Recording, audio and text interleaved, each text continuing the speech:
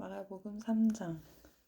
예수님께서 회당에 들어가셨습니다. 거기에는 손이 오그라진 사람이 있었습니다. 사람들은 예수님을 고발하려고 예수님께서 안식일에 그 사람을 고쳐주는지 지켜보고 있었습니다.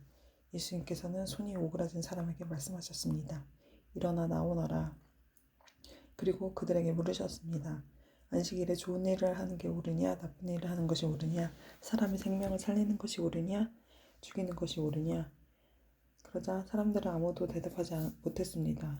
예수님께서 분노하시며 주위를 둘러보시고 사람들의 마음이 굳은 것을 아시고 슬퍼하셨습니다.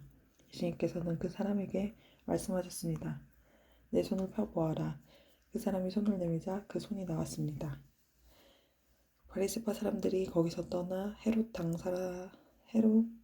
사람들과 함께 예수님을 죽일 계획을 세웠습니다. 예수님께서 제자들과 함께 호수에 가셨습니다. 그러자 갈릴리에서 온 많은 사람들이 예수님을 따라왔습니다. 그리고 유대와 예루살렘과 이두메와 요단강 건너편 두로와 시돈 지방에서도 많은 사람들이 예수님이 행하신 일에 대해 소문을 듣고 찾았습니다. 예수님께서는 몰려드는 사람이 너무 많아 제자들에게 배를 준비하라고 말씀하셨습니다. 예수님께서 많은 사람들을 고쳐주신 까닭에 병에 걸린 사람들이 예수님을 만지려고 밀려들었던 것입니다. 더러운 귀신들은 예수님을 보기만 하면 앞에 엎드려서 당신은 하나님의 아들이십니다 라고 소리쳤습니다. 그러나 예수님께서는 귀신들이 예수님을 드러내지 못하도록 그들을 엄하게 꾸짖으셨습니다. 예수님께서 산 위에 올라가셔서 원하시는 몇몇 사람들을 부르셨습니다. 그러자 그들이 예수님께 올라왔습니다. 예수님께서 12사람을 세우고 이들을 사도라고 부르셨습니다. 예수님께서는 그들과 함께 하시면서 그들로 하여금 나가서 말씀을 전하게 하셨습니다. 또한 귀신을 내쫓는 권세도 주셨습니다. 예수님께서 12사람을 세우셨는데 그들은 예수님께서 베드로라는 이름을 지어주신 시몬과 천둥의 아들들이라는 뜻으로 예수님께서 보아네게라는 이름을 지어주신 세베대의 아들 야고보와 그의 동생 요한, 안드레아, 빌립, 비돌로메, 마테, 도마, 일페우의 아들 야고보, 다데오, 열심당 출신의 시몬, 그리고 예수님을 비롯한 배반한 가룟 출신의 유다입니다. 예수님께서 집에 오시자 다시 많은 사람들이 모여들었습니다. 그래서 예수님과 제자들은 식사도 할 수 없을 지경이 되었습니다. 예수님의 식구들이 예수가 정신이 나갔다 말하는 소리를 듣고 그를 잡으러 왔습니다. 예루살렘에서 온 율법학자들은 이렇게 말했습니다. 예수가 바알세불에 들렸다. 예수는 귀신의 우두머리에 힘을 빌어서 귀신을 내쫓는다. 예수님께서 사람을 불러 모으시고 비유로 말씀하셨습니다. 사탄이 어떻게 사탄을 내쫓을 수 있겠느냐? 만일 나라가 자기들끼리 나뉘어 싸우면 그 나라는 제대로 설 수 없다. 만일 한 집안에서 자기들끼리 나뉘어 싸우면 그 가정은 제대로 설 수 없다. 만일 사탄이 자기들끼리 나뉘어 싸우려고 일어나면 스스로 망할 것이다. 먼저 힘센 사람을 묶어놓지 않으면 그 사람의 집에 들어가 그의 재산을 약탈할 수 없다. 묶어놓은 뒤에야 그 집을 약탈할 수 있을 것이다. 내가 너희에게 진정으로 말하는데 사람들이 무슨 죄를 짓든지 어떤 비방을 하든지 그것은 모두 용서받을 수 있다. 그러나 성령님을 모독하는 죄는 결코 용서받을 수 없다. 그것은 영원한 죄이다. 이 말씀을 하신 것은 율법학자들이 예수님께 더러운 귀신이 들렸다고 말했기 때문입니다. 예수님께서 어머니와 형제들이 도착했습니다. 그들은 밖에 서서 사람을 보내 예수님을 불렀습니다.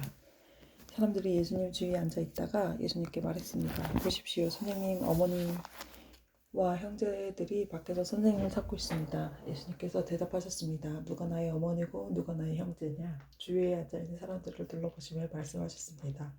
보아라, 내 어머니와 형제들이다. 누구든지 하나님의 뜻대로 행하는 사람이 나의 형제와 자매이며 또한 어머니이다. 4장. 예수님께서 다시 호숫가에서 가르치기 시작하셨습니다.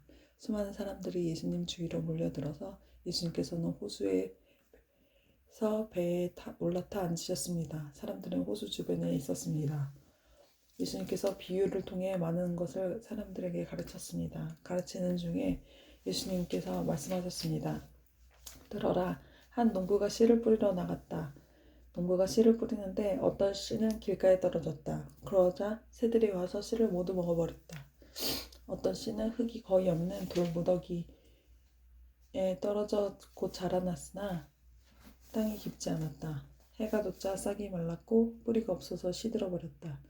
또 다른 씨는 가시덤불 속에 떨어졌다. 가시가 자라서 싹이 자라지 못했기 때문에 썩은 열매를 맺지 못했다. 또 다른 씨는 좋은 땅에 떨어졌다. 싹이 나고 자라서 열매를 맺어 어떤 것은 30배, 어떤 것은 60배, 어떤 것은 100배의 열매를 맺었다. 들을 귀 있는 자여 들어라 하고 말씀하셨습니다. 예수님께서 혼자 계실 때 예루살렘 12제자들과 예수님 주변에 있는 사람들이 이 비유에 대해 여쭈었습니다. 예수님께서 말씀하셨습니다.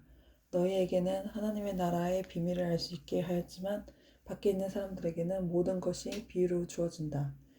이는 그들이 보기는 보아도 알지 못하고 듣기는 들어도 깨닫지 못하여 돌이켜 받지 못하게 하기 위함이다. 예수님께서 사람들에게 말씀하셨습니다. 너희가 이 비유를 이해하지 못하느냐? 그렇다면 어떻게 다른 모든 비유를 이해하겠느냐? 농부는 말씀을 뿌린다. 길가에 말씀이 떨어졌다는 것은 하나님의 말씀을 들었으나 곧 사탄이 와서 그 뿌려진 말씀을 빼앗는 사람을 말한다. 돌 무더기에 씨가 떨어졌다는 것은 말씀을 들을 때 기쁨으로 즉시 받아들이지만 속에 뿌리가 없어 오래가지 못하고 말씀 때문에 환난이나 박해가 일어나면 곧 넘어지는 사람이다. 가시덤불에 씨가 떨어졌다는 것은 말씀을 듣지만 세상의 염려와 재물에 대한 유혹과 그 밖의 여러 가지 욕심이 말씀을 가로막아서 열매를 맺지 못하는 사람이다. 좋은 땅에 씨가 떨어졌다는 것은 말씀을 듣고 받아들여 30배, 60배, 100배의 열매를 맺는 사람이다. 예수님께서 그들에게 말씀하셨습니다. 등불을 침대 아래나 돛박 밑에 두겠느냐? 등잔에 두지 않겠느냐? 숨긴 것은 나타내고 비밀을 드러나기 마련이다. 들을 귀 있는 사람은 들어라. 예수님께서 그들에게 말씀하셨습니다. 너희가 듣는 것을 마음에 새겨라. 너희가 다른 사람에게 주는 만큼 너희가 받을 것이며 그 외에도 더 주실 것이다. 가진 사람은 더 받을 것이요 가지지 못한 사람은 가진 것마저 빼앗길 것이다. 예수님께서 말씀하셨습니다. 하나님 나라는 밭에 씨를 뿌리는 농부와 같다. 밤낮으로 자고 일어나는 동안 씨가 싹이 나고 자란다. 사람은 그것이 어떻게 자랐는지 알지 못한다. 땅은 저절로 열매를 맺게 한다. 먼저 싹이 나고 다음에 이삭이 나고 다음에 나달이 여문다.